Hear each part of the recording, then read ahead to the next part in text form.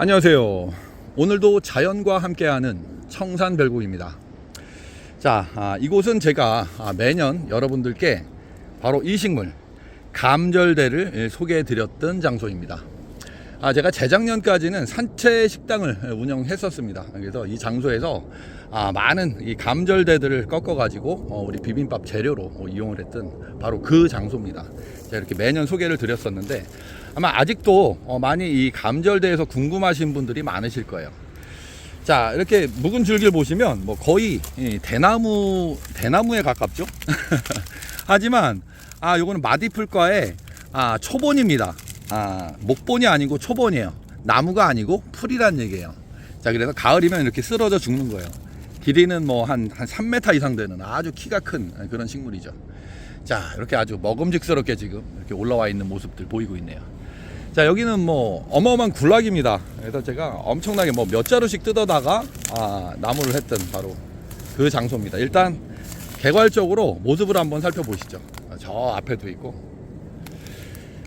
자, 요 마디풀과의 감절대. 요 감절대는 이렇게 햇빛을 좋아합니다. 햇빛을 좋아하는 식물이고, 이렇게 이제 뿌리가 많이 발달하는 여러 해살이 식물이에요. 그래서 이제 토심이 깊은, 그리고 햇빛이 잘 들고 습윤한 어느 정도 촉촉한 그런 흙에서 잘 자라는 식물입니다.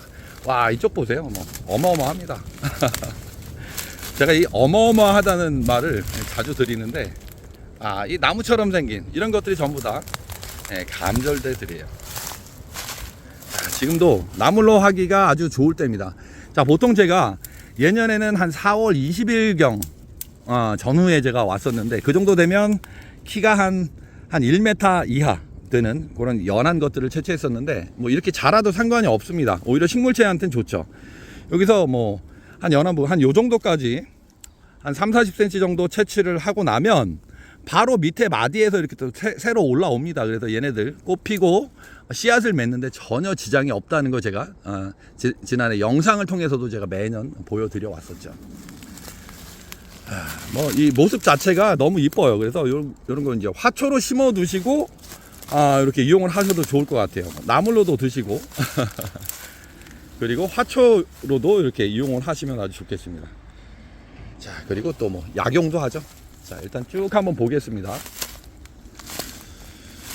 자, 너무너무 신기하시죠? 자, 그럼 여기 어디 앉아 볼까요? 자, 올해도 우선 맛을 한번 보겠습니다. 자, 뭐 예년에 보통 요렇게 이제 이 올라오는 시기가 전부 다 달라요. 그래서 이제 늦게 올라오는 것들은 이렇게 연한 예년의 크기의 모습을 보이고 있는데, 자, 요거 칼을 이렇게 해가지고, 자, 제가 한번 먹어 보겠습니다. 자, 이렇게 해서 껍질을 이렇게 벗겨내는 거예요. 아이고. 자, 껍질을 이렇게 벗겨내고, 자, 제가 한번 시식을 해 보겠습니다. 자, 속은 대나무처럼 이렇게 비어 있습니다. 자, 이렇게 비어 있고, 맛의 특징은 신맛이 납니다. 신맛. 자, 신맛, 매운맛, 이런 자극적인 것들은 이제 입맛을 잃었을 때 이런 것들 드시게 되면 이제 식욕을 돋구는 이제 그런 역할을 하죠. 와우, 아주 침이 도는데요. 이게 산행하시다가 목이 마를 경우에 이런 거 이렇게 꺾어 드시게 되면 아주 좋죠. 자, 근데 이제 나물로서 우리가 이용을 할 때는 요 신맛이 너무 강해요. 이게 이제 부드럽고 아삭아삭한 요 식감은 좋은데 신맛이 좀 강하기 때문에 이제 나물로 쓰는 데는 이제 좀 약간 제한적인 그런 단점도 있습니다만, 그럴 경우에는 다른 나물과 같이 섞어서 드십시오. 그래서 저도 산채 식당을 할 때는 다른 나물들과 같이 섞어서 요걸 이제 따로 볶습니다. 이거 이제 잘 쪼개가지고 알맞은 크기로 이렇게 썰어가지고 이제 기름에 잘 볶아가지고 다른 나물들과 섞는 거예요. 그러면은 요 이제 5가지 맛이 있죠.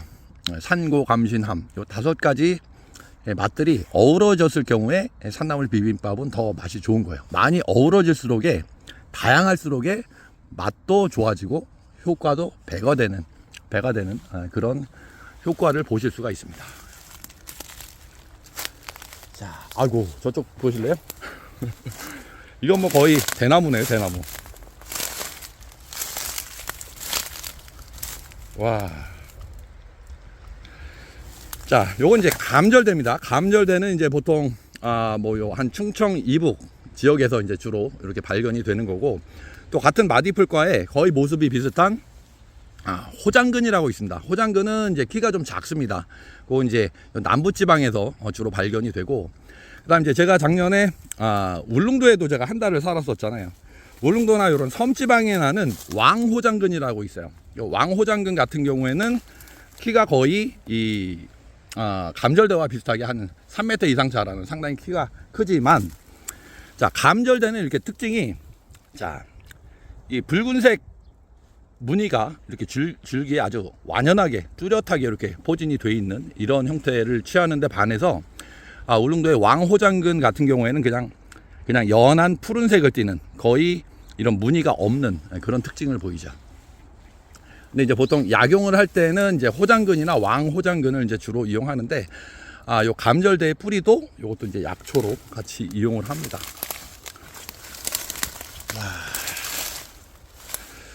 자, 그러면 잠시 채취를 하고 나서 다시 영상 이어가도록 하겠습니다. 자, 이렇게 잠깐 채취를 마쳤습니다. 뭐 이 정도면 제가 두고 먹을 만한 충분한 양이겠네요. 아까 이제 여기 나물로 이용할 때는 어느 정도 좀 제한이 된다고 말씀드렸던 게 그 이제 신맛 때문인데, 이제 적절한 신맛은 아까도 말씀드렸듯이 식욕을 돋우는 그런 역할을 하죠. 미각을 깨어나게 하는 그런 역할을 합니다. 그래서 이제 보통은 이제 드실 때는 이렇게 연한 잎을 데쳐가지고 무치면 돼요. 뭐 국간장이나 뭐 액젓 정도 넣으시고요. 마늘 넣으시고, 그리고 이제 들기름이나 참기름 좀 넣으셔가지고 조물조물 무쳐서 드시는 방법이 하나 있고요. 그리고 이제 오래 두고 드실 때는 장아찌를 담으시면 좋아요. 요거를 이제 껍질을 제거를 하셔야 돼요. 요걸 이제 칼을 이용해서 이렇게 벗기면 껍질이 잘 벗겨집니다.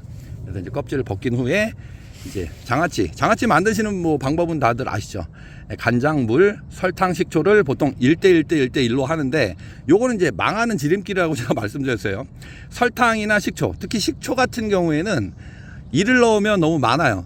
보통 0.2 내외로 이렇게 맞추시고, 나머지는 이제 물을 더 추가하시는 방법으로. 단맛도 마찬가지입니다. 근데 이제 본인 입맛에 맞게 이제 간장물을 만들어 가지고 펄펄 끓인 다음에 그걸 이제 식혔다가 이제 껍질을 벗겨 놓은, 그리고 적당한 크기로 잘라 놓은 거기에 이제 이렇게 부으시면 되죠. 그래서 이제 냉장 보관했다가 두고 입맛 없을 때 몇 개씩 꺼내 드시면 입맛이 깨어나는 그런 경험을 하실 수가 있습니다. 그리고 이제 잎이 어느 정도 크게 되면 요거 그냥 생으로 밥을 넣어서 이렇게 쌈을 해 드셔도 돼요. 쌈으로도 이용을 하실 수가 있습니다. 자, 그리고 이제 뿌리는 아까 이제 약재로 이용이 된다고 했는데, 이 뿌리가 상당히 이게 여러 회사이기 때문에 상당히 굵습니다. 아까 제가 말씀드렸죠. 키가 보통 한 3m 이상 된다고. 그러니까 항상 작용과 반작용을 생각하시면 돼요. 지상부가 크면 클수록에 그걸 지탱하기 위해서 뿌리는 상당히 큽니다. 그래서 이 뿌리를 온전히 제대로 하나를 캐기는 직뿌리 캐기보다 더 힘들어요. 어마어마하게 뿌리가 크고 굵고 아주 힘듭니다. 상당히 캐기가. 근데 이제 그 뿌리를 주로 약재로 이용합니다. 어디에 좋을까요? 자, 아주 강력한 항염 진통 효과가 있어요. 항염, 염증, 그리고 염증에 동반된 통증을 잡아주는 역할이 아주 강합니다. 자, 그리고 두 번째는 바로 이뇨예요.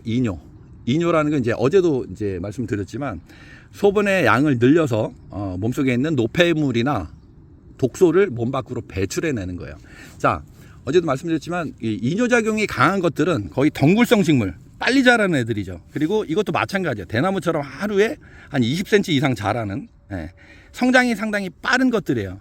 그런 것들은 이 물질 대사가 상당히 빠릅니다. 대사와 순환이 빨라요. 영양물질의 대사 순환이 빠르기 때문에 잘 자라는 거예요. 그러니까 그 이뇨작용도 이제 어떤 영양분이 빨리 대사 순환이 되는 그런 것도 있지만 노폐물이나 독소가 있다고 했을 때 그런 것들도 우리가 먹었을 때 몸 밖으로 쉽게 배출을 할 수 있다는 거예요. 그런 원리입니다. 그리고 이제 마지막 한 가지는 바로 항산화예요. 항산화. 자, 항산화 많이 들어보셨죠? 항산화. 산소에 대항하는 힘이 강하다는 거예요. 자, 우리 이런 포유류들, 우리 인간을 포함한 포유류들은 산소를 호흡하고 산소를 들이마시고 이산화탄소를 내뿜죠. 식물들은 반대로 이산화탄소를 흡수하고 산소를 배출을 합니다. 그런데 이 산소라는 게 우리는 반드시 좋은 게 아니에요. 좋은 역할도 물론 하지만 산소가 너무 과다할 경우에는 우리 몸에 치명적인 해를 줄 수가 있는 거예요. 자, 철을 예로 들어볼게요. 쇠가 노화된다는 건 뭐예요? 철이 산화된다는 거는 곧 녹이 쓰는 거예요. 산소랑 결합해서 쇠에 녹이 씁니다. 그러면 쇠가 빨리 부식되고 빨리 망가지겠죠. 우리 몸도 마찬가지입니다. 그래서 우리가 항산화 물질 우리 몸에 좋다고 얘기하는데 바로 그 산소에 저항하는 그런 힘이 강한 그런 이제 약물이나 어떤 이런 약초들을 강조할 때 우리가 항산화 물질이라는 얘기를 많이 쓰잖아요. 그래서 그 항산화라는 건 어디에 좋냐면 바로 아까 말씀드린 그런 노화를 방지해주는, 예방해주는 그런 역할을 하는 거예요. 그리고 이제 세포의 재생을 돕고 또 이제 피부 미백에도 아주 좋은 그런 것들이 이제 항산화 물질들인 거예요. 자, 그리고 아까 비빔밥 만들 때 요걸 이제 넣는다고 말씀드렸는데 그때는 이렇게 길게 껍질을 일단은 다 벗기셔야 돼요. 껍질을 다 벗기시고 세로로 이렇게 칼질을 한 다음에 가로 이렇게 쫑쫑쫑쫑 자르셔야 돼요. 맛이 강하기 때문에 아주 작게 채를 쳐가지고 볶아서 이용을 하시면 됩니다. 자, 그리고 연한 순을 데쳐가지고 이것도 다른 나물들과 같이 섞어서 또 비빔밥을 해 드시면 좋은 게 뭐냐면, 자, 요거는 신맛이 나는 물질을 함유하고 있다고 말씀드렸죠. 그 신맛이라는 게 이제 이제 몸에 좋은 구연산이나 뭐 사과산 요런 것들도 들어 있습니다. 그런데 그 외에 수산이라고 많이 들어보셨죠. 수산. 이제 요걸 이제 옥살산이라고도 얘기를 하는데, 요 이제 수산이 이 산성, 요런 산성 물질들이 신맛 나는 이제 원료들인데, 요런 신맛들이 들어가게 되면 요런 나물의 색깔이 변합니다. 우리가 이제 냄비 같은데 이제 이 나물을 데치게 되잖아요. 그러면 여기에 있는 그 신맛이 나는 성분이 냄비는 철이잖아요. 거기에 있는 철 성분과 이제 이렇게 결합을 하게 되는 거예요. 그래서 나물의 색깔이 발그레하게 변합니다, 여러분. 아주 신기한 거예요. 요 감절대 요 잎을 한번 삶아 보세요. 그러면 이게 발그레하게 빨갛게 이렇게 변해요. 그러면 다른 나물들과 이렇게 섞였을 때 상당히 시각적으로 끌리는 그런 이제 효과를 또 얻으실 수도 있어요. 그래서 제가 산채 식당 할 때 이런 여린 순들도 제가 많이 이용을 했었습니다. 전반적인 산채 비빔밥의 색깔을 아주 아름답게 하는 그런 역할을 합니다. 자, 그리고 지금 이제 효능 쪽 말씀드렸는데 이제 이게 이제 또 이제 부작용이라고 할까요? 아까 말씀드린 그 수산 성분, 그 옥살산 성분이 여기 이제 우리 몸 안에 있는 철 성분하고 이제 같이 이제 이렇게 결합을 하는 거예요. 그래서 결석, 요로 결석이나 신장 결석이 잘 생기시는 분들은 많이 섭취를 하시면 안 돼요. 적정한 양을 섭취를 하셔야 된다는 거. 이제 요게 부작용 정도 되겠네요. 자, 이렇게 모습도 아주 신기하고 너무너무 신기해요. 애들도 아주 신기해 할 것 같습니다. 그리고 맛도 아주 특이한 신맛을 가지고 있고 또 이렇게 나물로 했을 때 아주 신기한 빨간 발그레한 그런 색깔이 난다는 그런 또 점도 있고, 그리고 아까 말씀드린 효능 세 가지 다시 한번 복습할까요? 자, 항염 진통, 강력한 항염 진통 효과 있고요. 그리고 이뇨작용이 있다고 말씀드렸어요. 몸 안에 있는 중금속이나 뭐 독소나 이런 것들을 몸 밖으로 배출해주는 그런 효능, 그리고 항산화, 그리고 피부 재생, 그리고 노화 방지 이런 것들 그런 효과가 있다는 거 꼭 기억을 해 주시기 바랍니다. 너무너무 신기하죠? 자, 요것도 이제 찾는 방법은, 자, 이런 것들은 이제 빨리 자라야 되기 때문에 햇빛을 좋아합니다. 햇빛이 좋아야 되고, 그리고 습윤해야 되고요. 얘네들이 결국은 이 함유된 물질이 대부분은 물일 거 아니야. 거의 90% 이상은. 그러니까 물을 좋아합니다. 또 빨리 자라야 되니까 물이 많아야 돼요. 그리고 이런 높은 산에는 없습니다. 이런 낮은 산, 여기는 해발 고도가 얼마 안 되는데, 여기 100m도 안 되는 데입니다. 낮은 산에서 주로 발견이 됩니다. 깊은 산에는 없어요. 그래서 이제 개울가나 낮은 계곡가나 개울가, 강변, 뭐 이제 밭둑, 산에 있는 밭둑 같은 그런 햇볕이 잘 들고 물 수분이 보충이 잘 되는 그런 곳에서 아주 무리지어 자라는 특징이 있습니다. 이곳에서 또 뭐 제가 아까 보여드렸다시피 뭐 어마어마하게 큰 군락을 이루고 자라는 바로 그런 곳입니다. 자, 어때요? 너무 신기하시죠? 제가 이제 매년 보여드렸기 때문에 지난 영상들도 있습니다. 요 감절대에 대한 영상들 더 궁금하신 거 있으시면 감절대로 유튜브 검색하시면 제가 올려놓은 그 많은 영상들이 있으니까 그 시기별로 또 뭐 4월달, 뭐 4월 중순, 하순, 5월 초순 이렇게 시기별로 나와 있고, 또 꽃과 씨앗도 제가 그것도 올려드린 영상들이 있습니다. 그러니까 그런 것들 참고하셔서 더 심도 있는 공부 되셨으면 좋겠습니다. 자, 오늘은 여기까지 하고 저는 또 다른 곳으로 이동하겠습니다. 청산별국이었습니다.